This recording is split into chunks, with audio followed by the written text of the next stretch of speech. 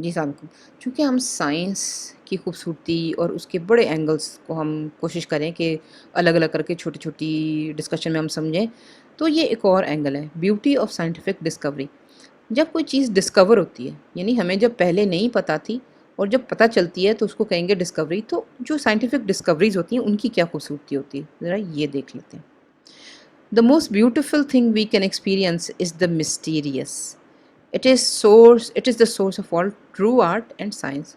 Einstein نے یہ کہا تھا کہ دنیا کی جو خوبصورت ترین چیز ہو سکتی ہے، یعنی جو آپ کی سوچ ہے کہ سب سے زیادہ خوبصورت چیز ہوگی، وہ کیا ہے؟ وہ صرف مسٹری ہے، یعنی وہ چیز جو ابھی تک آپ کو پتہ نہیں چلی۔ جو چیز آپ کو نہیں پتہ چلی اس میں بہت بڑا پرومس ہے، اس میں اللہ کا پرومس ہے کہ جو چیز آپ کو سمجھ نہیں آئی وہ صرف اللہ کو پتہ ہے، اور آپ پتہ کرنے کی کوشش کر رہے ہیں، اور جب آپ کو پتہ چلے گی تو سمجھیں کہ خدا کے بعد آپ ہیں جس کو وہ سمجھ آئی، یعنی اس سائنٹسٹ کو۔ تو اس لیے یہ بہت بڑی چیز ہے mystery. It is the source of all true art and science. اور یہ کہتا ہے کہ یہ جو مسٹری ہے کہ نہ جاننا کسی چیز کو لیکن کوشش کرنا کہ پتہ چلے، یہ اسی کے اوپر بیس کرتا ہے سارا آرٹ اور ساری سائنس۔ آرٹسٹ بھی کوشش کرتا ہے کہ نئی نئی چیزیں پتہ چلیں، سائنس بھی کوشش کرتی ہے کہ نئی نئی چیزیں پتہ چلیں، یعنی ڈسکوری ہو۔ ایک اور برٹش نیورو بایولوجسٹ ہے، اس نے نیورو بایولوجسٹ کے نیورو مطلب دماغ اور بایولوجسٹ جو biology, a large number of areas of the brain are involved when viewing equations، کہ جب ہم ایکویشنز یعنی کوئی میتھمیٹیکل ایکویشنز ہم جب دیکھ رہے ہوتے ہیں، سمجھ رہے ہوتے ہیں، تو دماغ کے بہت سارے جو حصے ہوتے ہیں نا وہ اس میں انوالو ہوتے ہیں۔ But when one looks at a formula rated as beautiful it activates the emotional brain, لیکن جیسے ہی انسان جو ہے وہ کوئی ایسا فارمولا یا کوئی ایسی چیز دیکھتا ہے جس کو وہ ایک دم خوبصورت مانتا ہے، یا جس کو دوسرے کہتے ہیں کہ جی کیا خوبصورت ایکویشن ہے، تو جب وہ اس خوبصورتی کو کسی میتھمیٹیکل ایکویشن میں جیسی کوئی خوبصورت ایلیمنٹ وہ دیکھتا ہے، تو ایک دم سے دماغ کا ایک خاص حصہ ایکٹیویٹ ہو جاتا ہے جس کو کہتے ہیں ایموشنل برین، یعنی دماغ کا وہ حصہ جس کا تعلق جذبات سے۔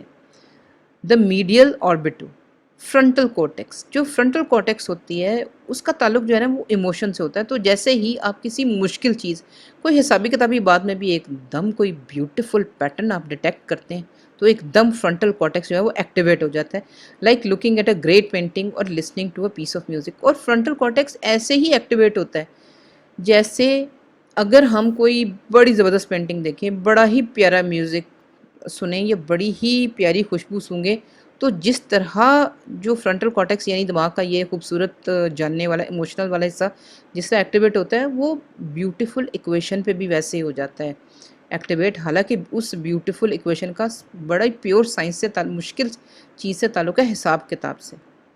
یہ ہوتا ہے فرنٹل کارٹیکس، یہ چھوٹا سا ایریا۔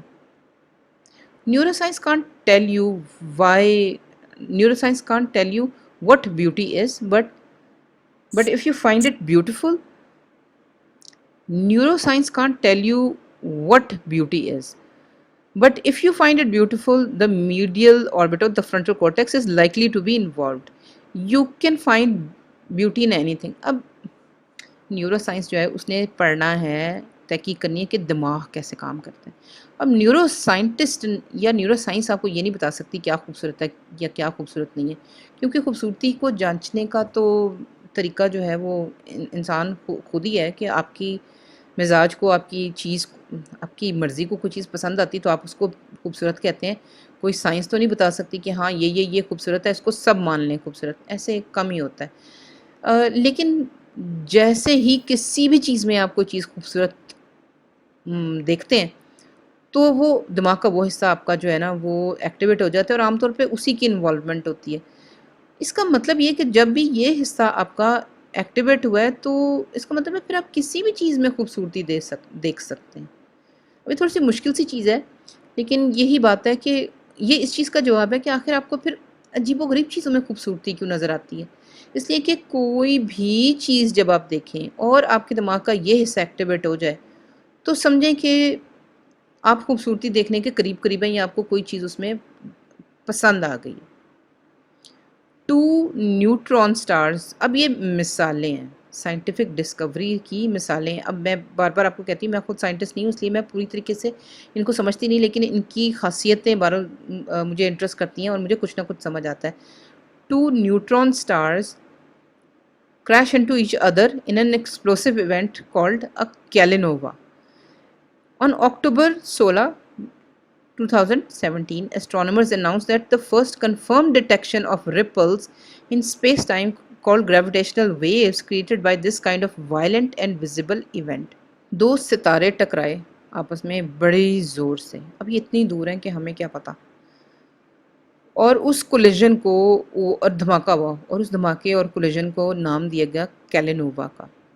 اور پھر کچھ عرصے کے بعد اب پتہ کیسے چلا؟ اس طرح پتہ چلا کہ آپ کی جو وائبریشن تھی، بھئی چیز کا دھماکہ ہوتا ہے تو وائبریشن ہوتی ہیں، تو وہ وائبریشن جو اسپیس ٹائم میں تھیں اور ریپلز کی طرح کے، ان کو کہتے ہیں گریویٹیشنل ویوز. اس کی گریویٹیشنل ویوز میں جو وائبریشنز پکڑی گئیں اس کی وجہ سے ہمیں پتہ چلا کہ یہ ہوا کیا ہے. اور کہتے ہیں کہ یہ ویزیبل ایونٹ تھا، یعنی نظر بھی آیا، یعنی کسی اور طریقے سے شاید نظر آیا، مجھے اس کے بارے میں پورا علم نہیں ہے، لیکن مجھے بہرحال تصویر ضرور انہوں نے دکھائی ہے کہ 2 ستارے ٹکرائے اور ٹکرانے سے بہت ایکسپلوژن ہوا اور پھر یہاں ویوز بنی، اور ویوز کی وجہ سے جو ایسے ایسے ہوا وہ ڈیٹیکٹ ہوا تو ہمیں پتہ چلا کہ 2 ستارے ٹکرائے.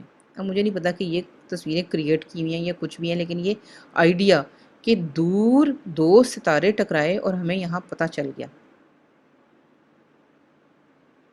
دوسری اگزامپل ہے کرسپر ٹیکنالوجی. کرسپر ٹیکنالوجی کیا ہے؟ کرسپر ٹیکنالوجی ہوتی ہے جین ایڈیٹنگ ٹول ہے کہ جو آپ کے جینیٹک سٹرینڈز ہوتے ہیں اس میں آپ کہتے ہو کہ جی ڈی این اے کا کوئی خاص پارٹ ہے وہ کاٹ کے نکال دینا ہے.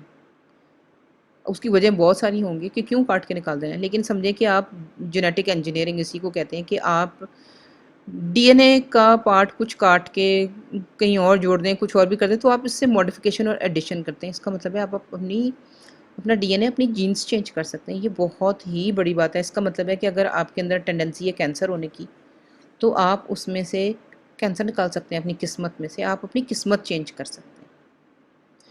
دا ایونٹ ہورائزن ٹیلیسکوپ ایک ٹیلیسکوپ ہے، planet scale array of ground based radio telescopes, یعنی بہت ساری ٹیلیسکوپس ہیں جو کہ مل کے سمجھیں کوئی ایونٹ کیپچر کرتی ہیں. Unveiled the first image of a supermassive black hole and its shadow in 2019. بہت ہی بڑا ایونٹ ہوا تھا 2019 میں.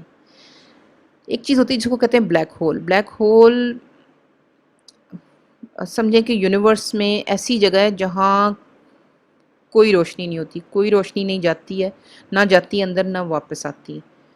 اس کا ثبوت کوئی نہیں تھا لیکن ثبوت مل گیا. تصویر کھینچی، تصویر مطلب عام کیمرے سے نہیں، بہت کمپلیکس قسم کی ملٹیپل قسم کی ٹیلیسکوپس تھیں جس کے ذریعے ہمیں ایک جگہ کا ایک گیلیکسی ہے، اس کا نام یہ ہے، اس گیلیکسی کا اور وہ ورگو کلسٹر ہے، مطلب ستاروں کے کلسٹرز ہوتے ہیں، ان کے قریب ایک میسو بہت بڑی گیلیکسی تھی، اس کا ہمیں بلیک ہول نظر آیا. اب یہ دور گیلیکسی ہے، یہ دور گیلیکسی ہے. اب یہ دیکھیں یہ بلیک ہول ہے. یہ وہ میجیکل جگہ ہے کہ جو صرف تھیری میں تھی کہ کوئی ایسی جگہ ہے جہاں روشنی اندر جاتی ہے نہ واپس آتی ہے، یعنی مکمل اندھیرا ہے. اب یہ ایک ڈسکوری تھی. اگلی دیکھ لیں. پلوٹو، یعنی جو پلوٹو ہے ہمارا نارمل، ہمارا جو اپنا سولر سسٹم ہے اس کا سب سے آخری سب سے باہر والا سیارہ ہے. Pluto nearly fills the frame of this black and white image from the long range imager جو کہ ناسا کے اسپیس کرافٹ کے اوپر تھا. مطلب ایک تصویر کھینچی انہوں نے اور بڑی ہی ہائی لیول کی ایک امیج کھینچنے والی سمجھیں چیز تھی. تصویریں کھینچنے کے بہت سے طریقے ہوتے ہیں، صرف آنکھ سے تصویر نہیں کھینچی جاتی.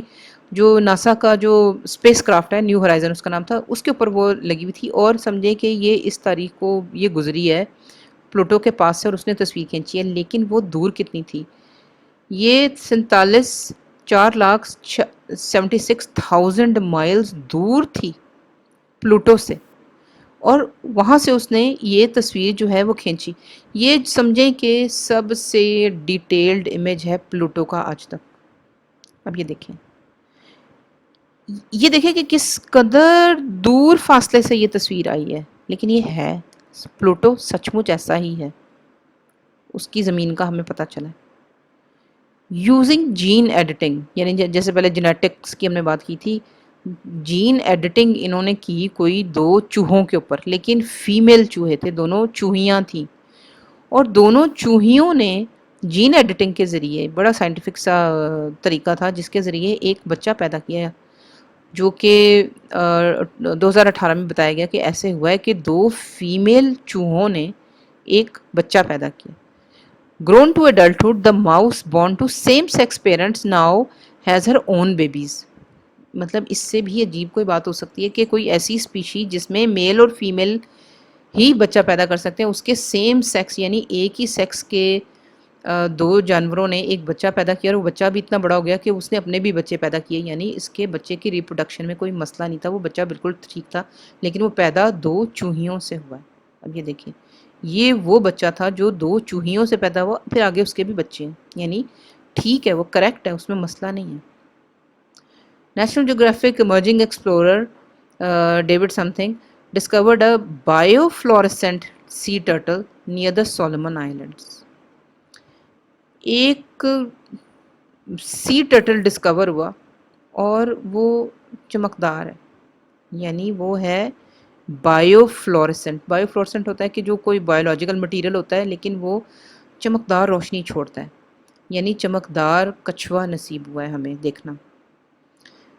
اب یہ ساری جو مثالیں میں نے دی ہیں، دوبارہ سے چلتے ہیں، یہ ساری وہ مثالیں ہیں یہاں سے لے کے یہاں تک جو سائنٹیفک ڈسکوریز ہیں، جو اب سے پہلے ہمیں نہیں پتہ تھی، مجھے تو کم از کم نہیں پتہ تھی، پتہ ہی نہیں تھی کہ یہ چیزیں موجود ہوتی ہیں۔ ان کے ثبوت بھی ملے، ان کے دیکھنے کے امیجز بھی ملے، بے شک وہ آنکھوں والی سمجھیں کہ آنکھوں کے طریقے سے تصویریں نہیں کھینچی ہوئی، کچھ اور امیجنگ کے طریقوں سے تصویریں لی ہوئی ہیں، لیکن یہ ساری سائنٹیفک ڈسکوریز ہیں، نہایت عجیب ہیں، دماغ آپ کا ہل جاتا ہے کہ یہ کیا باتیں کی جا رہی ہیں۔ The beauty of scientific discovery is in the fact that it instantly expands our horizons, our imaginations, and also stretches our brain to understand more complex information in future. جو اصل خوبصورتی ہے سائنٹیفک ڈسکوری کی، کہ کوئی بھی عجیب و غریب ہماری امیجنیشن سے باہر جو سائنٹیفک ڈسکوری ہوتی ہے، جو ہم نے کبھی سوچا بھی نہیں ہوتا، اس کی اصل خوبصورتی اس چیز میں ہوتی ہے کہ وہ انسٹنٹلی جیسے ہی مجھے کوئی نئی چیز پتہ چلی، میرا دماغ میں میری ہورائزن بڑی ہو گئی، یعنی مجھے ایک دم میری دنیا بڑی ہو گئی۔ مجھے لگا کہ یہ جو تو چیز مجھے جب تک پتہ نہیں تھی تو میری تو دنیا بہت چھوٹی تھی، میں تو ماچس کی ڈبی میں رہ رہی تھی۔ جیسے ہی مجھے نئی چیز پتہ چلی، میں ماچس کی ڈبی سے ایک بڑے باکس میں آ گئی، مجھے اور پتہ چلا تو میری امیجن اس سے بھی بڑی ہو گئی، یعنی ہماری امیجنیشن، ہماری نالج کی لمٹس بڑی ہوتی جاتی ہیں۔ ہمیں زیادہ سے زیادہ جتنا پتہ چلتا ہے، ہمارے دماغ کا سائز بھی بڑا ہوتا جاتا ہے۔ سائز کا مطلب یہ فزیکل سائز کی بات نہیں کری، میں یہ کہہ رہی ہوں کہ نالج کی لمٹ آپ کی بڑھتی چلی جاتی ہے، آپ کو زیادہ سے زیادہ چیزیں پتہ چلتی جاتی ہیں۔ اب چونکہ نئی نئی چیزیں پتہ چلتی ہیں آپ کو، ایسی چیزیں جو آپ کے دماغ میں کبھی کبھی آتی بھی نہیں، جیسے میں نے سائنس نہیں پڑھی ہوئی اس طرح کی، اس لیول کی، تو مجھے وہ چیزیں سمجھ آنا مشکل ہے۔ تو چونکہ وہ چیزیں اتنی انٹرسٹنگ اور اتنی نئی ہیں، تو میرا دماغ بھی پھر آہستہ آہستہ تھوڑا تھوڑا بڑا ہوگا، اس لیے کہ مجھے زیادہ مشکل چیزیں سمجھنی ہیں۔ یعنی اصل بیوٹی اس چیز کی سائنٹیفک ڈسکوری کی یہ ہے کہ کہ ایک تو آپ کی نالج بہت بڑی کرتا ہے، دوسری اس نالج کو سمجھنے کے لیے آپ کے دماغ کو بھی مجبور کرتا ہے اتنا ہی بڑا ہو کہ وہ مشکل چیزیں سمجھ سکیں، کیونکہ چھوٹے دماغ سے چھوٹی چیز سمجھ آئے گی، بڑے جب دماغ کو ایکسپینڈ کریں گے، اس کی ساری جو کیپیبلٹیز ہیں وہ پوری کی پوری یوز کریں گے، تو آپ کے دماغ کو زیادہ کمپلیکس چیزیں بھی سمجھ آنی شروع ہوں گی۔ یہ سمجھیں کہ اصل خوبصورتی ہے سائنٹیفک ڈسکوری کی۔ Thank you.